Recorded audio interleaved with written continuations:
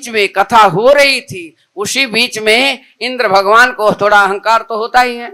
इंद्र भगवान क्या किए, ब्रह्मा जी से कहने लगे कि जब माता भक्ति के पुत्र निस्तेज थे और कथा सुनने से उनको इतनी शक्ति मिल रही है, उन्हीं के लिए कथा सुनाई जा रही है, तो क्यों न हम चल करके भागवत को ही मांग लें और अमृत का जो कलश है ये हम उनको दे करके आ जाएंगे और भागवत को हम मांग लेंगे। भगवान से कभी अहंकार नहीं करना चाहिए, लेकिन हमारे इंद्र भगवान जी ऐसे थे, कुछ न कुछ करते ही थे, वो रह नहीं सकते। कोई अच्छी यज्ञ कर लिया, यज्ञ भी नहीं पूरा, अश्वमेध यज्ञ पूरा नहीं होने देते थे, और पूरा हो जाएगा तो मेरा राज, इसको सिंहासन मिल जाएगा, उसके लिए भी उन्होंने बहुत बड़ा उपाय कर दिया।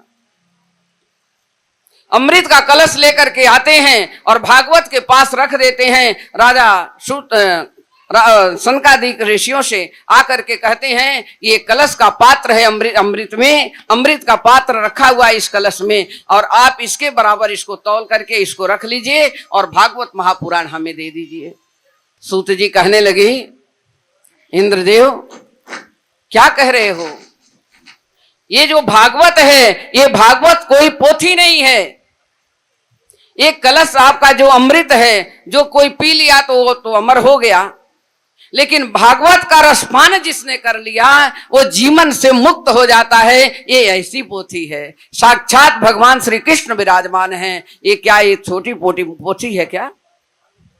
ये छोटी पोथी नहीं है, स्वयं ही भगवान विराजमान है। ब्रह्मा जी समझाए नहीं माने थे, जाओ तुम्हारा वहां अपमान होगा, नहीं मान रहे हो, कलश लेकर जाओगे और बिलखते हुए आओगे, आप अपना अपमान सह नहीं पाओगे। एक पात्र में पोथी रखी गई, एक पात्र में कलश अमृत का रखा गया, और उस अमृत पात्र से पोथी नीचे हो उठती नहीं, और अमृत पात्र जो अमृत था कलश का वो उठ गया, ऊपर बढ़ गया।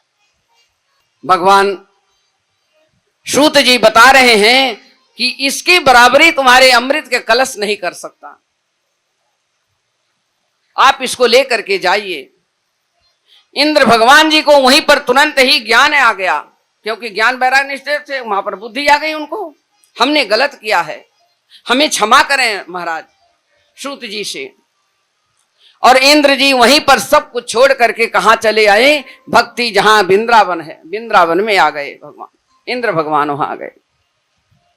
दो जगह करे थे ऐसा काम, हरिद्वार आनंद घाट पर जब भगवान सभी लोग कथा सुन रहे, सारे ब्रह्मर्षि सारे देवता, और जब गिरिराज पर्वत उठाया गया था तब भी इंद्र भगवान वहां पर उपद्रव कर दिए, बारिश इतना कर दिए कि लगे जैसे सारा ब्रिज ही बह जाएगा।